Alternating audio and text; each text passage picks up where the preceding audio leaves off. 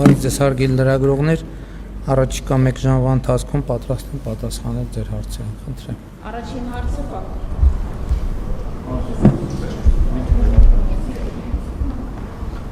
Պարոն վարչապետ, քաղաքացիական պայմանագիր կուսակցությունը մի քանի օրենսդրական փոփոխություններ է նախաձեռնել, մեկը ընտրական ցենզի հետ կապված, ովքեր ըստ նախագծի 6 ամսիով բացակայել են երկրից չկարողանան ընտրությանը մասնակցել, մյուսը ընտրակաշառքների հետ կապված, որ չկարողանան քաղաքական գործընթացներին մասնակցեն։ Սա ինչ է նշանակում, ԿՊ իշխանությունները ընտրություններից անմիջապես հետո այսպիսի փոփոխություններ նախաձեռնելով արդյոք կարճ ժամանակում պատրաստվում են նոր ընտրություններ անցկացնել թե ոչ, եւ պարոն վարչապետ, ԵԱՏՄ-ի խնդիրների հետ կապված դուք քարոզարշավի ժամանակ ասում եք, որ դուք բացառիկ պաշտոնյաներից եք, որ ԵԱՏՄ երկու բարձրագույն մարմիններում ներկայացված եք, ընտրություններից հետո կգնաք, փաստերը կդնեք սեղանին եւ խնդիրները կքննարկեք, կլուծեք, կգաք, բայց երբ է այդ ամեն ինչը տեղի ունենալու։ Եվրասիական տնտեսական միության միջկառավարական հանձնաժողովի նիստ կա նախատեսված, այդ նիստին մասնակցություն կունենամ եւ ինչպես ասել եմ, կզբաղվենք, բայց այսօր ենք զբաղվում եւ Եվրասիական տնտեսական միության ինստիտուտները աշխատում են, այսինքն դա սովորական ընթացիկ process է եւ այդ process-ներին կմասնակցենք։ Առաջին հարցի հետ կապված իհարկե ոչ, մենք չենք պատրաստվում ընտրություններ անցկացնել։ Խնդիրը հետեւյալն է, որ ընտրությունների նախորդող շրջանում թե քաղաքացիական հասարակությունը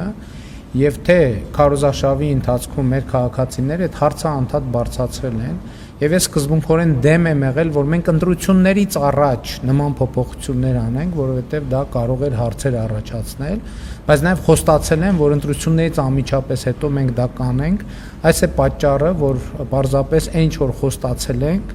արագ իրականացնենք, որպեսզի մարդիկ, այսինքն իրանց մոտ հարց չառաջանա, թե ինչու այդ փոփոխությունները չեն արվում։ Այսինքն առաջարկ կար դեռ փետրվարին, մարտին, ապրիլին, նույնիսկ մայիսին, պահանջներ եւ այլն, բայց ես դեմ եմ եղել ընտրություններից առաջ նման փոփոխություններ անելու եւ խոստացել եմ, որ ընտրություններից անմիջապես հետո այդ փոփոխությունները կարվեն։ Չկապ չունի, բայց քաղաքական արձանագրումը անելը մարդկանց խոստացել ենք, որ կանենք ընտրություններից անմիջապես հետո։ Մարդկանց տված խոստումը կատարելու մասին է խոսքը։ Շնորհակալություն, հրապարակ։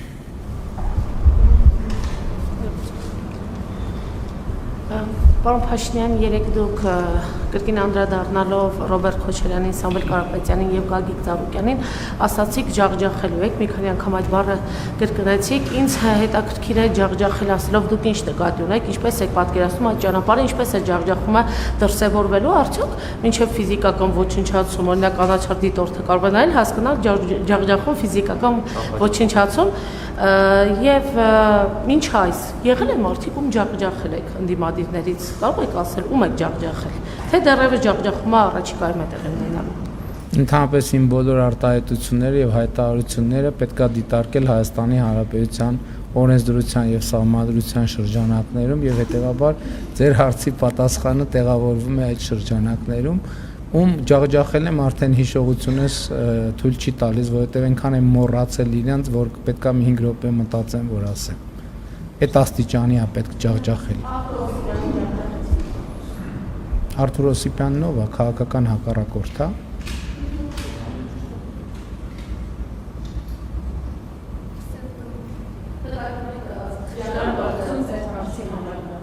Նկատի ունեմ քաղաքական իմաստով, այսինքն զրոյացնել նրանց քաղաքական ազդեցությունը, ապօրինի քաղաքական ազդեցությունը զրոյացնելու մասին է, որովհետև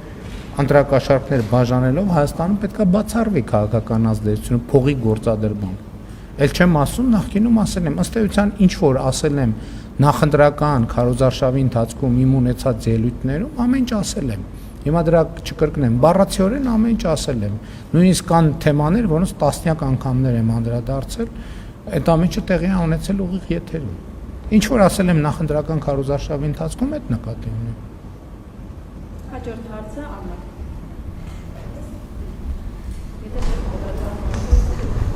Չէ, չեմ փոխել։ Կապարակնքված է, բայց փոխած չէ։ Պարոն Փաշինյան, երեք ազգային ժողովի ամբիոնից դուք այսպես շատ ոնց ասեմ, ջղայնացած հայտարարություններ եք անում, ասում եք ընտրակաշարք տվողներին, վերցնողներին բանտերն եք լցնելու, հետո ասեցիք 70%-ը ընտրակաշարք է վերցել ժողովրդի, այդ 500,000-ից 70%-ը, հիմա ուզում եմ հասկանամ գնալու եք 70% ըստ ձեր պատկերացումների ընտրակաշարք վերցածներին բանտերը լցնելով, այսինքն 70 ըստ ձեզանից դժգոհ ժողովուրդ չկա եւ միայն ընտրակաշարքով են ձեր դեմ քվեարկել, դուք էլ պատրաստում եք այդ 500,000-ի 70%-ին ու իրենց քաղաքական առաջնորդներին բանտերը լցնեք եւ պարոն Փաշինյան ադրբեջանական մամուլում լուրեր են տարածվում, որ վերադարձ արևմտյան Ադրբեջան ֆորումներ են տեղի ունենում պետական համալսարանում եւ այլ տեղեր, այս մասին ինչ կասեք։ Next ես առաջի հարցի հետ կապված ընտրակաշարքով գործեր են քրեական գործեր են նախատեսված, հարուցված եւ ես էլի ինձ համար շատ վրդովեցուցիչ փաստ է, որ օրինակ 21 թվականից հետո ընտրակաշարքով հարուցված գործերով մեղադրյալներից ոչ մեկը այս պայդրությամբ բանտում չի, իսկ բանտել չեն էլ նստել։ Ես ասում եմ, որ բոլորը պետքա մինչև հաջորդ ընտրությունների արդյունքների ամփոփման օրը անցկացնեն բանտում, հակառակ դեպքում նշանակում է մեր դատաիրավական համակարգը կանաչ լույս է տալիս ընտրակաշարք բաժանողներին։ Չի կարա այդպիսի բան լինել, եւ մենք նախորդող շրջանին էլ պետք է անդրադառնանք, ինչի է տենց եղել։ Պետք է ի վերջո մենք չենք էլ հետաքրքրվել միջև այս պահը այդ թեմայով, բայց հիմա դա արդեն քաղաքական հարց է։ Պետք է հասկանանք ով, ում, ինչի համար, ինչա գործը կարճել, ինչ հիմնավորումներով են այդ գործերը կարճվել, ինչի ազատազրկման չեն դատապարտվել։ Իսկ ինչ վերաբերվում է երկրորդ հարցին, ի վերջո նաև բաներ են եղել, չէ, սոցիոլոգիական հարցումներ են եղել բավականին վստահելի եւ պետք է այդ ընտրակաշարքի համակարգը էքստրապոլացնել եւ այդտեղից է իմ եզրակացությունը նրանք ովքեր իսկ որևէ մեկին բանտ նստացնելու համար պետք է ապացուցվի մեղքը ոնց կարող ենք մենք ենթադրաբար տեսական ընտրակաշարք տվածին կամ տեսական ընտրակաշարք վերցնողին ենթարկել պատասխանատվության ինչ վերաբերվում է ձեր երկրորդ հարցին երեք ես անդրադարձել եմ նաև այդ թեմային ես ասում եմ քանի դեռ ազգային ժողովում ընդդիմությունը դրոշները դրած պահում է այդ բերելու այդպիսի արձագանքները եւ դա կապ չունի իրական կյանքի հետ եւ ամեն ինչը պետք է նայել այս տրամաբանությամբ բերեք ամբյոնից ես շատ հստակ ասել եմ մի բան որն էր հիմնական հարցը չէ իհարկե դժգոհ են իհարկե դժգոհ են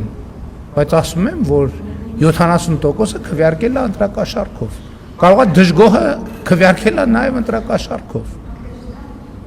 ինչ հա ինչ կարծիք ավելի լավ չհասկացա հաջորդ հարցը նրանց մի մասը ես ասացի ուշադիր չէ Պարոն Փաշինյան այո 70% նրանք չեն որ համ դժգոհ են համ ընտրակաշարքին վերցնում 70%-ը նրանք են ովքեր ընտրակաշարքով գիտեք ինչ ընտրակաշարքը չի հանցակազմը չի դնում այդ բանը բացատրությունը գոհես թե դժգոհ ես ընտրակաշարքով ես քվեարկե ընտրակաշարքով ուզում ես գոհ եղի ուզում ես դժգոհ եղի ուզում ես երջանիկ եղի ուզում ես դժբախտ եղի ընտրակաշարքով քվեարկող ընտրակաշարքով քվեարկողը գոհա թե դժգոհա եկեք դիալոգի չենք վերածում հարգելի լրագրողներ սա միտինգ է եթե հարցազրույցի զանգվածությունը գրավորին ես այդ հարցին էլ երեք արձագանքեցի այդում ձայներն որ ասում են իշխանությունը ձայներ է կեղծել, այդում ձայներն են կեղծել, ասում եմ, այդ մարդիկ թող հրապարակային ասեն, կեղծել ենք մեր ձայները։ Մի հոգի հացադուլ էր անում, են էլ երեք դադարեցրեց։ Շատ լավ։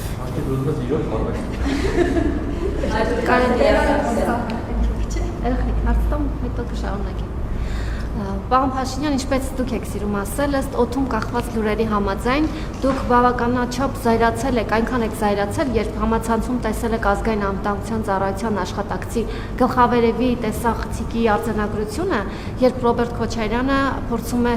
երկրից գնալ, այնքան եք զայրացել դա տեսնելով եւ լինելով պետականամետ մարդ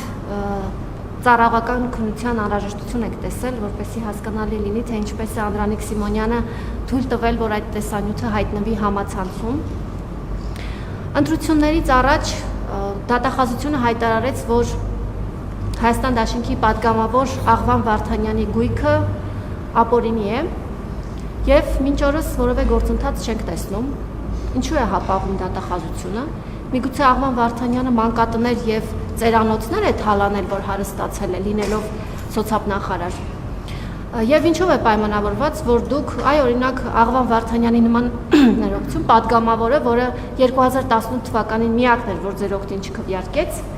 դուք իր նկատմամբ որոշակի ձեր իշխանությունը որոշակի այսպես կարծես թե վերապահումով է մոտենում, բայց շարքային քաղաքացին, որը դժգոհել է ձեզնից եւ այդ դժգոհությունից ելնելով չի ընտրել ձեզ, անվանում եք կաշառակեր եւ պատրաստվում եք նրան բանտ նետել։ Շնորհակալ եմ։ Ճիշտ ասած, բան չհասկացա ձեր հարցերից։ Կարծում եմ չեք կարող ինձ օգնել, որովհետեւ եթե օգնեիք, հարց կտայիք, որին պատասխանի։ Դե ինչ կապ ունի դատախազությունը, ինչ հայտարարեց, ինչ կապ ունի իմ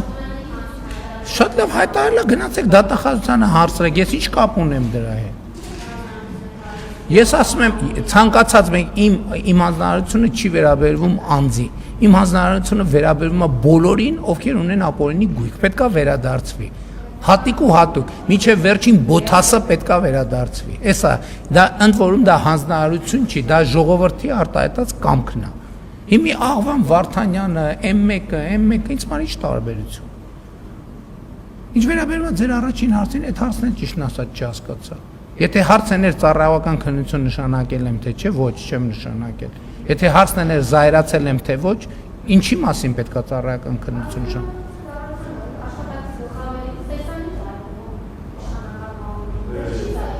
Ինչի պետք է զայրացնի, բայց ինձ զայրացնում եք, չհասկացա, այդ որ ձեր լրատվամիջոցներում հայտնվում է, այդ կարա, որ ուրիշ լրատվամիջոցում է։ Ոչ, այդ ձեր լրատվամիջոցներում հայտնվածի հետ կապված կարծեմ ոչ միայն ծառայական քննություն, այլև քրեական գործ կա։ Հացա աշխատակիցը կարա որոշի ցանկացած բան արտահոսի կամ չարտահոսի, ինչ խնդրեմ կա դե։ Այսինքն իր տիրապետած ինֆորմացիանը կուզի կարտահոսի, կուզի չի արտահոսի։ Ինչ խնդիր կա դե։ Այն իրավասու անձինք, ովքեր ունեն իրավասություն դա այդ որոշումները կայացնելու, կարան կայացնեն։ Երբ որ այդ որոշումը կայացնեն մարդիկ, որոնք դրանք իրավասությունը չունեն եւ հասանելիություն չունեն, դա արդեն օրենքի խախտում է։ Նույնիսկ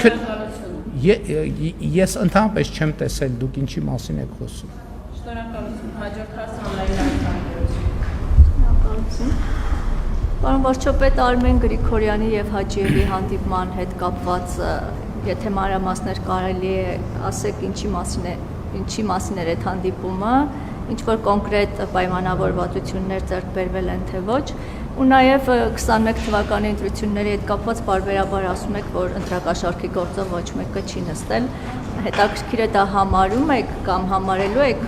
հետևանքի արժանի արարք ու եթե այո, ինչ հետևանք կլինի։ Ես համարում եմ, որ որ այս ընտրություններում ընտրակաշառք այդպիսի լայն ցանցագործել, այդ թվում դրա հետևանքն է, որ ժամանակին այդ անողները չեն պատժվել։ Միանշանակ եւ աներկա եւ սրան պետքա տրվի գնահատական։ Առնվազն քաղաքական գնահատական ես կտամ, իրավական գնահատականների մասին իրավաբանները իրենք կգնահատեն եւ իրավական համակարգը ինքը պետք է գնահատի, բայց ակնհայտ է, որտեղ մենք ունենք դատաիրավական համակարգի ճգնաժամ եւ այդ ճգնաժամը պետք է որևէ ձևով լուծվի։ Չի բացառվում, նաեւ գնանք հասնենք անհատական մակարդակի պատասխանատվությամբ, հասկանանք ով ինչ որոշում է կայացրել եւ ինչու։ Եվ ինչ վերաբերվում է Գրիգորյանի եւ Հաջիևի հանդիպմանը, դե ազգային ժողովում երեք այդքան մանրամասն խոսել եմ, կարծում եմ նոր բան չկա ասելու։ Շատ կարևորում եմ հանդիպումը, շատ կարևորում եմ նաեւ որ հանդիպում տեղի ունեցել Հայաստանում, այսինքն մեր տարածաշրջանում եւ ոչ թե տարածաշրջանից դուրս, ինչը նշանակում է խաղաղության գործընթացի ուղղությամբ մենք գնում ենք առաջ։ Եվ կառավարում ենք բոլոր այն ռիսկերը, որոնք կարող են առաջանալ, մասնավորապես այն ռիսկերը, ինչի մասին երեք ազգային ժողովի ամբիոնից խոսեցի։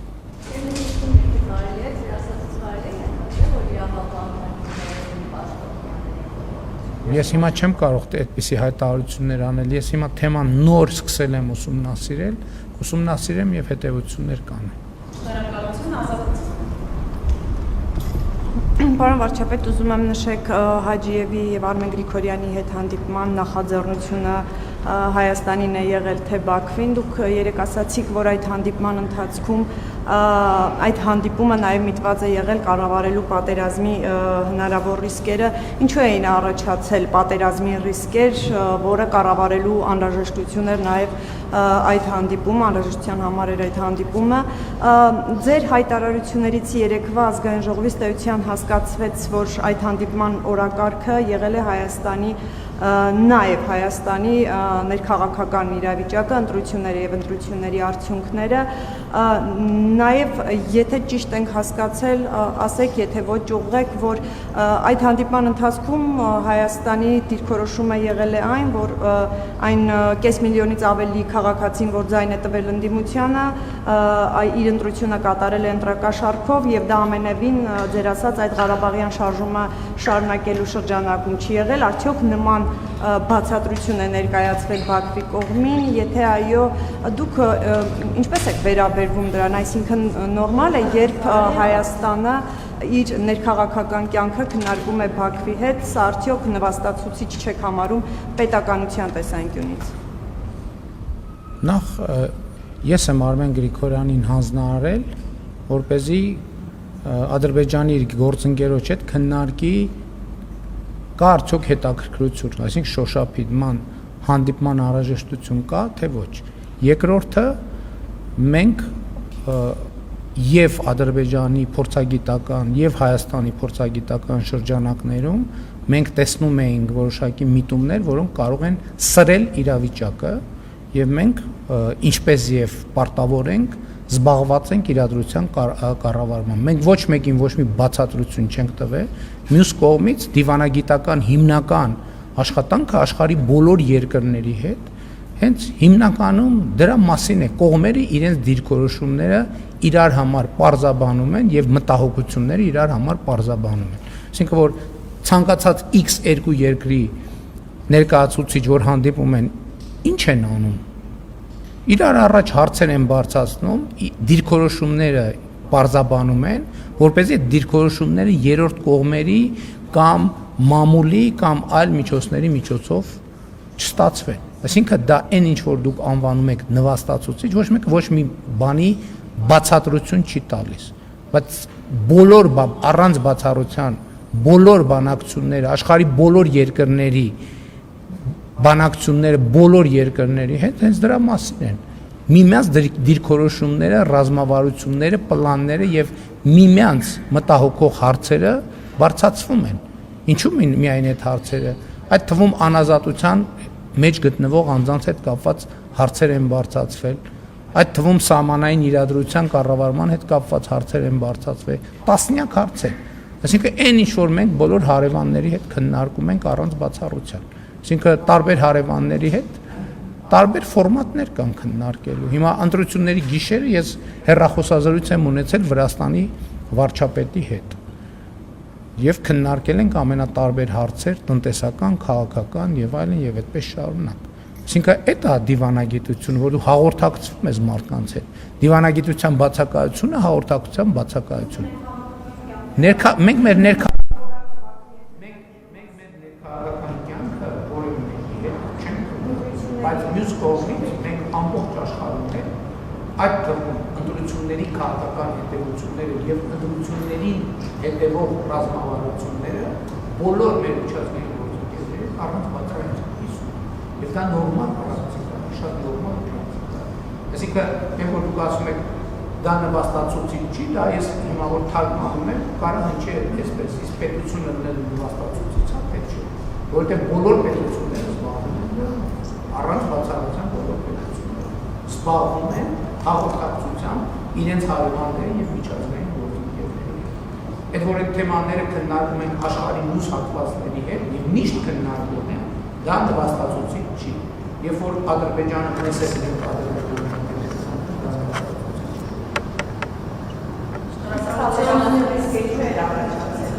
պատերազմը որ կարող է լինել եւ որ կարող են լարել, հասկանում կարող են որովհետև երբ կարող Ադրբեջանցի մենք ենք թեմաներին մենք չենք նրանք ովքեր դերել են եւ նպատակով են տարածաշրջանային իրավիճակը նորեն որտեղ նրանք մարիոնետ են նրանք ձեռքերում ուզում տարածաշրջանային իրավիճակը եւ աշխատեն որ չդարվի եւ մենք աշխատել ենք որ չդարվի եւ չի դարվել տարածաշրջանային Հաջորդ հարցը ինչպես նախորդ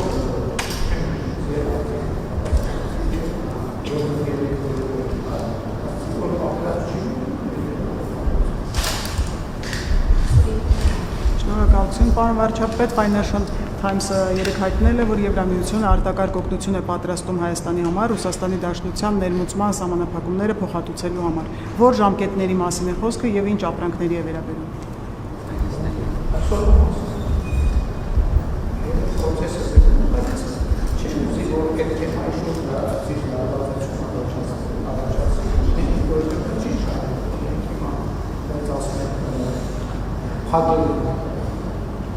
մեր Ռուսաստանի շուկան մնացել սա մեզ լավ հնարավորություն է որ դիվերսիֆիկացիա կառավարություն երբ շնորհակալ եվրոպական միության ներգործողներին այդքան արագ արտադրական այդ ֆինանսական աջակցության եւ այլ գործիքներ, որոնք մեր գործով մեր ուժերային հնարավորությունները ունենալու ավելի հասցեական եւ ավելի ծավալային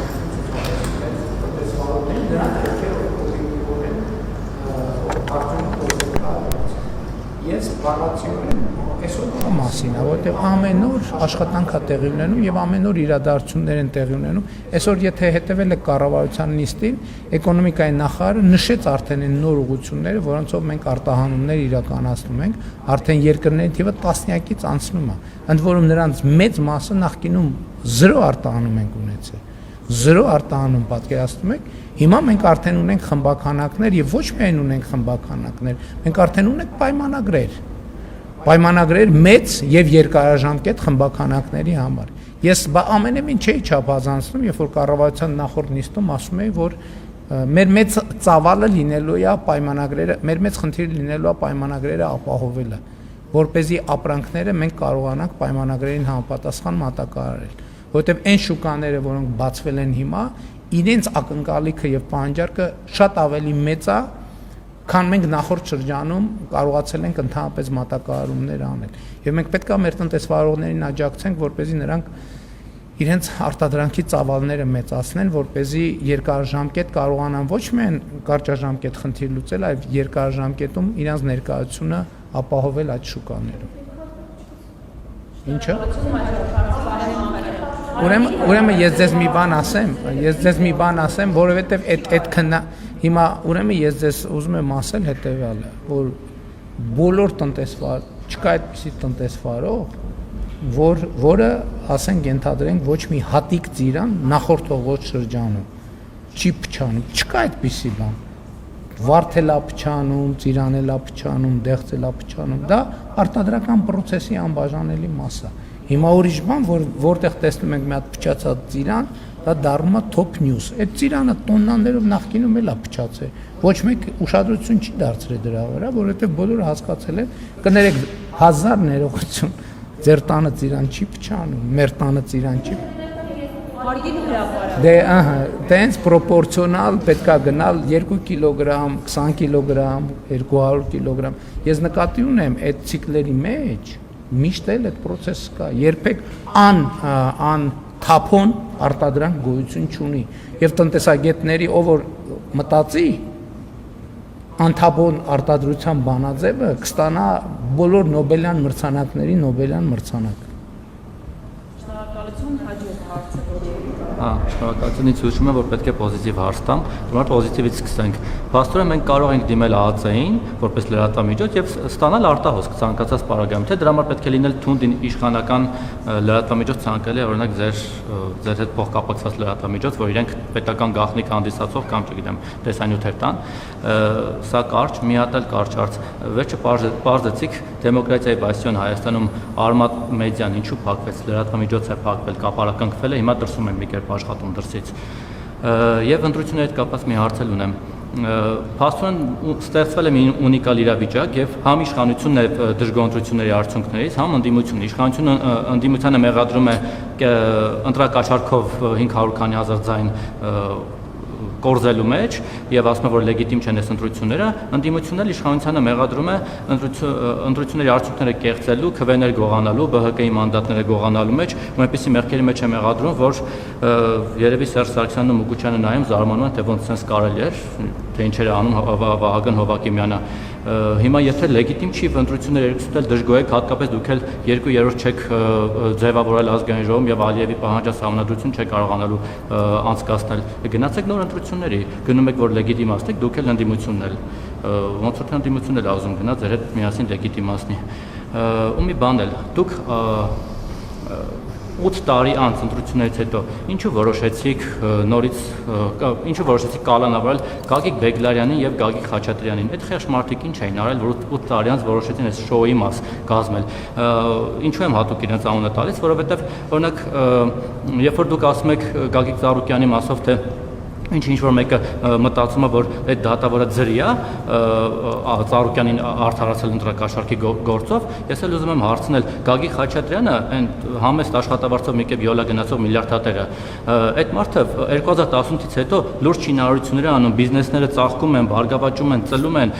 ձեր իշխանության օրոք, շինթույլտվություններ է ստանում մի քանի հարկ ավել ձեր քպական քաղաքապետների կողմից։ Հիմա հարց եմ տալիս ձեր կարծիքով Գագիկ Խաչատրյանն ու իր որդիները ձերի են քպական քաղաքապետներից շինթույլտվություններ ստացել մի քանի հարկ ավել, ձեր էկոնոմիկայի նախարարն էլ գնում էր այնտեղ լենտեր կտրում եւ շնորհավորում իրենց նոր բիզնեսները։ Հայաստանում շինթույլտվություններ ստանում են հազարավոր շինարարներ, հազարավոր։ Իսկ ընտրակաշառքի գործերով արդարացվում են քչերը։ Ձրի չեն ստանում, ինչի են ձրի ստանում, դրա համար գնացեք տեսեք Երևանի քաղաքապետարանը ինչ турքեր է սահմանել շինթույլտվություն ստանալու համար։ Ահա որ մեծ турքեր, ահա որ մեծ турքեր։ Ես բացառում եմ, որ մեր քաղաքական թիմում լինի մարդ, որը կաշառք կվերցնի։ Ես դա բացառում եմ ուղղակի։ Ինչ վերաբերվում է մյուս հարցերին, այդ ԱԱԾ-ն այդ թվում գիտեք այն մարդը, որ տիրապետում է ինֆորմացիայի նաև ունի որոշակի լծակներ այդ ինֆորմացիան օգտագործելու եւ ինքն է որոշում։ ԱԱԾ-ն ուրիշ գաղտնիք էլ է հրապարակել է օրինակ Անդրանիկ Թևանյանի բաները, գործողությունները։ Ինքը որոշում է, երբ հրապարակի, երբ չհրապարակի, ինչ խնդրեմ կա։ Ի վերջո, ինչ։ Հա, ինչ կապ ունի, այն էլ էր քրեական գործ։ Այն էլ էր քրեական գործ եւ այդ թվում պետական անվտանգության հետ կապված իրադրություններ։ Կարա որոշում կացնի, հետո վայ որոշե, որ այսինքն պետությունը չի կարա իր որոշումներ կայացնի եւ ինչ որ գործողություններ անի, ի՞նչն է խնդիրը։ Կամ նշանակում է, որ ով պետությունը ինչ հնարավորություն ունի, ցանկացած մեկը պետք է այդ հնարավորությունն ունենա, այդ որտեղից է այդ տրամաբանությունը։ Ինչ վերաբերում է ընտրություններին, Հայաստանի Հանրապետության քաղաքացին իր կամքը արտահայտելու հնարավորություն է ունեցել։ Մենք ընտրությունների արդյունքներից չենք դժգոհ։ Մենք դժգոհ ենք, որ մեր պետությունը դեռ այնքան չի հասունացել, որ հնարավորություն է տալիս այդքան ընտրակաշառքներ բաժանելու։ Ինչ վերաբերում է ընտրությունների արդյունքներին, ընտրությունների արդյունքները, մասնավորապես քաղաքացիական պայմանագիր կուսակցության արձանագրած արդյունքները անխոցելիորեն լեգիտիմ են, անխոցելիորեն եւ ընտրությունների արդյունքներն էլ առնվազն այս մասով արտահայտում են Հայաստանի Հանրապետության քաղաքացիների ազատ կամ արտահայտությունը։ Ընդդիմադիրների մասով տասնյակ ընտրակաշառքներ բաժանելու տասնյակ քրեական գործեր եւ ձայնագրություններ կան հրապարակված եւ դրանք ինչ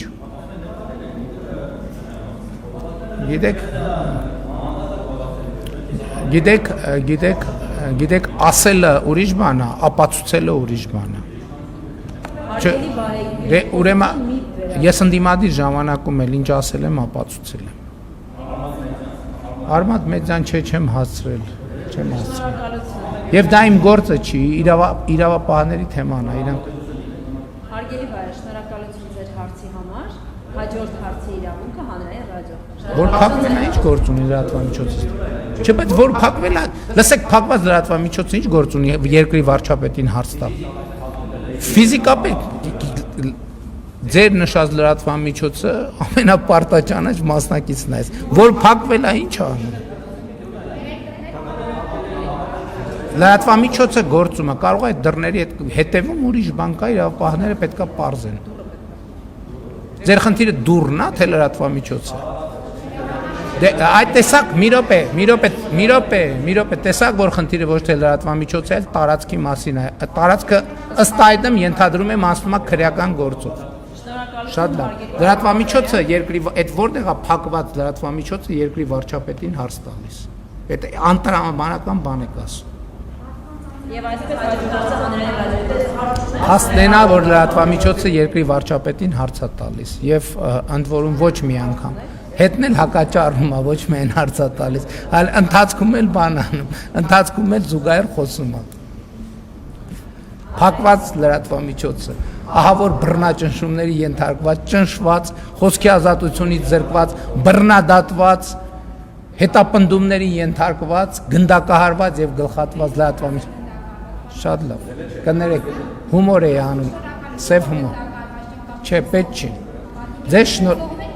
ձեզ շնորհակալություն, որ մեր բրիֆինգներին մասնակցում եք, շնորհակալություն, բարձր ենք գնահատում շատ։ Հարգելի գործընկերներ, թույլ կտաք հանրային ռադիոյի հարցը։ Պարոն վարչապետ, Ռուսաստանի Դաշնություն հայկական ապրանքատեսակների արտահանման սահմանափակումների ֆոնին արդյոք քննարկվել է դեպի Թուրքիա արտահանումների ավելացման հարց, թե ոչ, դիտարկվել է նման տարբերակ, եւ երկրորդը հերթական անգամ մարդասիրական օգնության նպատակով Մարգարայի անցակետը բացվել է 10 օրով, հնարավոր է արդյոք այսպես սահուն անցումով այդ անցակետը էլ չփակվի, մնա բաց։ Դե երկրորդ հարցին չեմ կարող պատասխանեմ, դե քանի չի հայտարարվել բացման մասին, ուրեմն հնարավոր չի։ Այսինքն երբ որ հայտարարվի, որ բացվել է, ուրեմն բացվել է։ Ինչ վերաբերում է արտահանման հնարավորություններին, բոլոր ուղղություններով էլ քննարկվում են հնարավորություններ։ Եթե չեմ սխալվում, մեր գործարար պատվիրակություններ մեկնել Կարս եւ Կարսում Թուրքիայի գործարարների հետ քննարկումներ էին ունեցել, դրա մասին հաղորդագրություն եղել էր, չէ՞ ոնց որ։ Այսինքն ենթադրում եմ, որ պիտի քննարկած լինեն փոխադարձ հետաքրքրություն ներկայացնող հարցեր։ Շնորհակալություն, հաջորդ հարցը Արմեն Ռես։ Շնորհակալություն, պարոն վարչապետ, Սամվել Կարապետյանը հայտարարել է ընդդիմության համախմբման մտադրության մասին։ Արդյոք սա դիտարկում եք որպես հետընտրական զարգացում, չնայած ընթացքում շատ է խոսվել, որ ձեր քաղաքական ուժի կողմից, որ հետընտրական զարգացումներ չի կանխատեսում եւ այլն, արդյոք սա կարող է դրա նախերգանք դիտարկվել եւ ինչպիսի զարգացումներ կարելի է հետընտրական կանխատեսել։ Երկրորդ հարցը վերաբերում է թրիփ նախագծին, որ փուլում է ներկայումս այն գտնվում, արդյոք արդեն հայտնի է նախնական ներդրումների համար անհրաժեշտ կապիտալ կա, թե ոչ, եւ այդ ներդրումները ինչ մասնաբաժիններով է նախատեսվում։ Ձեր նշած համախմբումը նոր չի տեղի ունեցել, այդ համախմբում վաղուց է տեղի ունեցել, ուղղակի չէին հայտարարում, որ ժողովրդի տրամադրությունը չընկնի։ Այսինքն այդ ուժերը համախմբվելու ինչը, այդ ուժերը նույն ուժն են, նույն կետից կառավարվող, նույն սկզբունքների հիման վրա գործող, այսինքն դա այդ ինչ նորություն է, ակնհայտ փաստ է դա։ Ինչ վերաբերվում է թրիփին, վերջերս, եթե չեմ սխալվում, նաև Միացյալ Նահանգներում որոշում կայացեց, ինչ եմ ասում, որովհետև քարոզության արձակուրդում լինելու բերումով ինչ որ բաներ գուցե բաց եմ թողել կամ այդքան էլ դիպուկ չեմ հասկացել, բայց Միացյալ Նահանգները արդեն ֆինանսավորման վերաբերյալ առնվազն նախնական որոշում են կայացրել եւ ֆոնդ են ստեղծել, որով պետքա ֆինանսավորեն թրիփ նախագիծը այդ թվում եւ տարածաշրջանային մյուս նախագծերը, ընդ որում մեծ ֆոնդ էր հատկացված, հիմա թիվը չասեմ չսխալվելու համար, բայց մեծ ֆոնդի հատկացումը արդեն արվել Իսկ մնացած մասով էլ Հայաստանի Հանրապետությունը ինչ պարտավորություններ ունի, բնականաբար կկատարի։ Հիմա արագ, այսինքն թուղթը ստորագրվեց, հիմա վավերացման փուլն է, բայց ֆորմալություններին մենք պետքա չսպասենք, մենք պետքա հնարավորինս արագ գնանք առաջ, եւ դա է եւ մեր եւ Միացյալ Նահանգների տրամադրությունն ու տրամադրվածությունը։ Շնորհակալություն Նյուզեն։ Պարոն Փաշինյան, ես ուզում եմ նախ հստակեցում անենք ԱԱԾ-ի հետ կապված, որովհետև շատ անհասկանալի է իրավիճակը։ Տեսեք, դուք ասում եք ԱԱԾ-ն ինքնուրույն կարող է ինչ-որ տեղեկություն, ինչ-որ տեսանյութ տարածել։ ԱԱԾ-ն եթե ինչ-որ տեղեկություն կամ տեսանյութ է տարածում, սովորաբար եւ պաշտոնական էջով է տարածում եւ մենք որպես լրատվամիջոց հասկանում ենք, որ դա պաշտոնական տեղեկատվություն է։ Չենք ընկնում համացանցից եւ պեղում ենք ինչ-որ տեսանյութ կամ գտնում ենք իշխանական լրատվամիջոցներ եւ հասկանում ենք, որ այդպիսի տեսանյութ է տարածված։ Այս մասով եւ օրինակ ԱԱԾ-ն կարող է ինքնուրույն առանց ձեր հրահանգի, ձեր ելք ու մուտքի ժամանակ նկարահանել ու տարածել։ Այդ եւ ընդ որում տարածել համացանցով։ Այս նկատառումը խնդրում եմ անդրադարձեք եւ ես ուզում եմ անդրադառնալ երեկվա ազգային ժողովի ձեր պատասխաններին հարցերի։ Բուն էությանն եմ ուզում անդրադառնալ, դուք բավականին վրդովված եք, հունից դուրս եկած եք։ Հիմա ուզում եմ հասկանալ, պարոն Փաշինյան, ո՞րն է պատճառը։ Այսինքն հնարավոր է ձեզ անհանգստացնում է, որ ընդդիմությունն ասում է դուք լեգիտիմ չեք։ Հնարավոր է դուք ներսում աղմուկ եք փորձում ստեղծել, որ դրսից եկած սպառնալիքները չեզոքանան կամ չերևան այդ ամեն ինչի ֆոնին։ Ո՞րն է ի վերջո ձեր այդքան մեծ վրդովմունքի պատճառը, վերջո դուք հաղթել եք, ինչից եք վրդովել։ Եվ երկրորդ հարցը նա հստակեցում էլ կարող եք երկրորդ հարցը, տեսեք, դուք մշտապես հայտարարում եք, որ յուրաքանչյուր քաղաքացու քվե շատ կարևոր է ձեզ համար։ Դուք ընտրության ամբողջ ընթացքում դուք այդ հայտնի արտահայտությունը եւ ամեն ինչ կախված է մեկ մարդուց։ Բայց տեսեք ինչ տեղի ունեցավ, ես չեմ ասում ձեզ, ինչպես ընդդիմությունը այս ընթացքում ասել է, մանդատագողությամբ եք զբաղվել եւ դուք լեգիտիմության խնդիր ունեք եւ Ծառուկյանի ձայներն է գողացել։ Ես ընդհանրապես հարցնում եմ ձեզ, ինչ անեն 2600 քաղաքացի, որը քվեարկել են այն ընտրատեղամասերում, որոնց ձայները հիմա առ-ոչինչ է համարվել։ Այդ քաղաքացիները դուք մի երկրի ղեկավար եք, որի 2600 քաղաքացու ձայն առ-ոչինչ է համարել։ Դուք չեք մտահոգվում դրանից։ Այդ քաղաքացիները այդ տեղամասերում, որտեղ անվավեր է ճանաչվել, քաղաքացիական պայմանագիրը 1800 թե 1800 ձայն է ստացել։ 1800 ձայն է ստացել եւ քաղաքացիական պայմանագիրը ձևավորել է մեծամասնություն եւ ըստ էության այն պրոպորցիաներով են քվեարկել այդ տեղամասերում, ինչ մնացած բոլոր տեղամաս կամ ինչ ընդհանուր երկրի պատկերն է եւ քաղաքացիների ձայնը այդքանով արտահայտվել է։ Մնացածը ոչ ինձ, ոչ կենտրոնական ընտրական որևէ մեկին ընտրական օրենսգրքով հստակ բանաձև է դրված եւ այդ բանաձևը դրվել հաշվարկել է։ Հիմի ինչ են ասում, ինչ չեն ասում, վերև են թռնում, ներքև են իջնում, հստակ օրենքը բանաձևը դրած է, այդ բանաձևը ընդ որում, եթե չեմ սխալվում, շատ երկար կանեն, չի որ նոր է ստեղծվել։ Այսինքն շատ հստակ ձևակերպված է։ Ընդ որում այդ տեղամասերում, որտեղ անվավեր է ճանաչվել, առաջին հենց բրիֆինգի ժամանակ ընդդիմադիր լրատվամիջոցները տեղամասերի մասին էին հարցեր տալիս, ասում են, այդ տեղամասերում հիմա քաղաքացիական հասարակություններ պահանջվում, որ չեղարկվի, այսինքն օբյեկտիվ ինչ, բայց ո՞նց կարա բաց քվեարկություն ո՞նց կարա տեղի ունենա։ Այսինքն դուք առաջարկում եք, որ ընտրությունների բաց քվեարկություն տեղի ունենա։ Դրան Վենետիկի կենտրոնական ընտրական հանձնաժողովի հայտարարություն տարածել, դրան Վենետիկի հանձնաժողովն էլ անդրադարձել ժամանակին, մեր սահմանադրական դատարանն էլ անդրադարձել շատ վաղուց։ Այսինքն մաքուր իրավական լուծում է տրված հարցին եւ այդտեղ որևէ քաղաքական շարժման տեղ ընդհանրապես չկա։ Ինչ վերաբերվում է իմ գնալ գալ ԱԱԾ-ն կարա թողարկի, եթե օպերատիվ անհրաժեշտություն գտնի, այո, կարող է թողարկի։ Եթե գտնի օպերատիվ իմն է, ցանկացած մեկինն է։ Եթե գտնի օպերատիվ անհրաժեշտություն, այո, կարող է դա անել։ Ինչ վերաբերում այդ իմիջիալը շատ հետաքրքիր տակտիկա, հետաքրքիր բան է։ Քարոզարշավի ժամանակ է նայում եմ բան ընդդիմադիր լրատվամիջոցները գրում են Փաշինյանը բան արեց, կորցրեց ինքնատիրապետումը, վրդովված, ես կրկոտ հռետոր եմ, հարգելի գործընկերներ, հիմա էլ կարելի է ասել, հիմա եթե մի քիչ ինձ հուզող թեմայի մասին խոսամ, էլի կրկոտ եւ երանդուն եմ խոսալու։ Ես ընդ որում հիմա ասում եք, այ ընտրություններից արդյունքներով այսպեսին հետ գնացեք մի տարի առաջ, ես այդպես էի խոսում, 2 տարի առաջ ես այդպես էի խոսում, 10 տարի առաջ ես այդպես էի խոսում, 15 տարի առաջ ես այդպես եմ խոսում։ Ես այդպես եմ խոսում, ես այդպես եմ հաղորդակցվում, որովհետեւ այդ թեմաները դրանք շատ կարևոր օրգանիկ թեմաներ են։ Ես այդ թեմաներով ապրում եմ։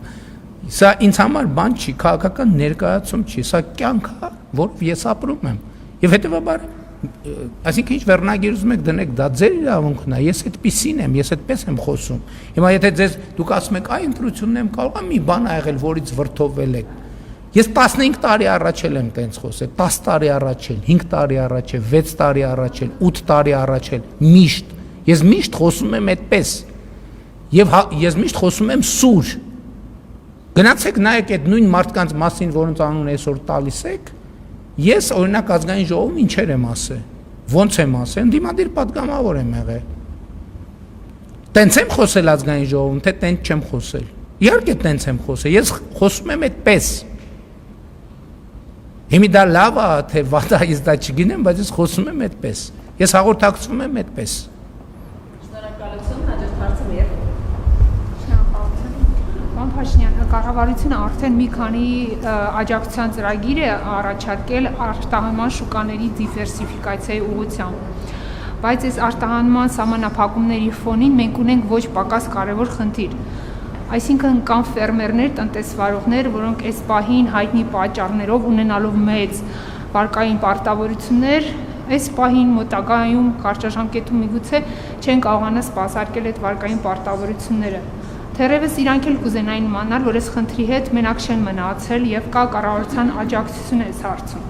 Ինձ հետաքրքիր է, կառավարությունը արդեն նախատեսել է կամ նախատեսում է ինչ որ ծրագրեր աջակցության, միգուցե հենց վարկային արձակուրդների տեսքով։ Եթե կա, ապա ինչ ժամանակահատվածի համար է լինելու դա 6 ամիս, մի տարի, միգուցե ավելի շատ ժամանակահատվածի։ Մենք կառավարության այսօր նիստում արդեն այդպիսի որոշում ընդունեցինք։ Այսինքն վարկային պարտավորությունների մասով։ Այսինքն այդ փաթեթը ընդունեցինք, ես էլ կառավարության նիստում հայտարարեցի, ասացի, որ մենք հետազոտում ենք եւ վերլուծում ենք իրավիճակը, եւ եթե տեսնենք էլի ուրիշ տեղեր, որ նման որոշումներ անհրաժեշտ է կայացնել օբյեկտիվորեն, կկայացնենք։ Այսօր հենց ձեր ասած որոշումներից է կայացվում։ 6 ամիս, 6 ամիս։ Այո։ Ես կարծում եմ, որ երկարացնելու անհրաժեշտություն չի լինելու, որովհետև 6 ամիս մենք ապահովում ենք եւ մարդկանց համար շուկաների տեղերը ցույց ենք տալիս եւ պայմաններն է ստեղծել ենք, որպեսզի գնան իրանց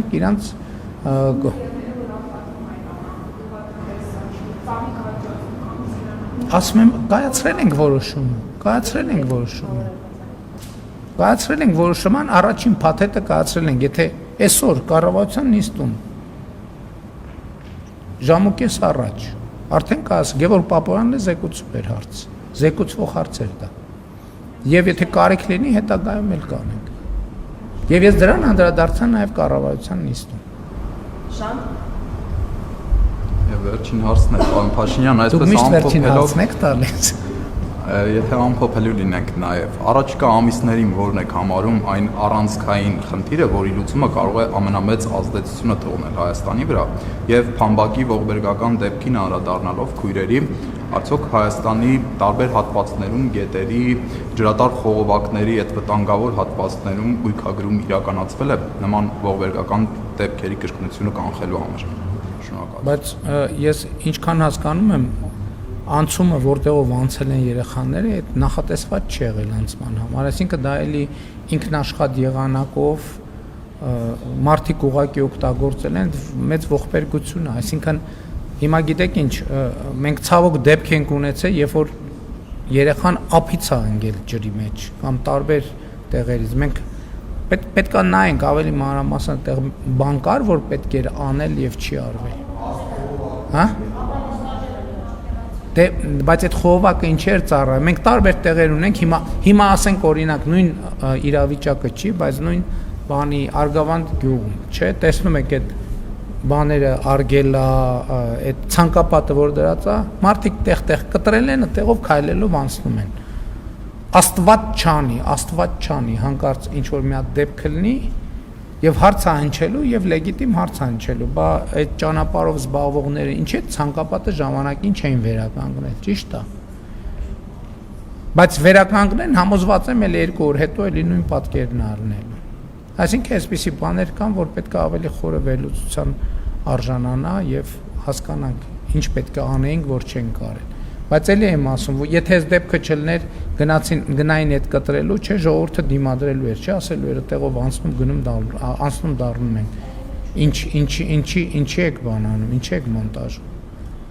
Եվ ցավոք հաճախ է պատահում, որ մի ողբերգությունը նման նոր հետ ենք նայում, ասում ենք, բա ինչի, այս կամ այն որոշումը չի կայացվել, ինչի տեղում այդ բանը տեն չի եղել։ Շնորհակալություն։ Հա, որոշումների հետ կապված մեր նախընտրական ծրագիրը պետք է իրականացնենք եւ կառավարության ծրագիրը պետք է իրականացնենք։ Այդ ծրագրերի իրականացումը բոլոր հարցերի պատասխանը կտա։ Շնորհակալ եմ։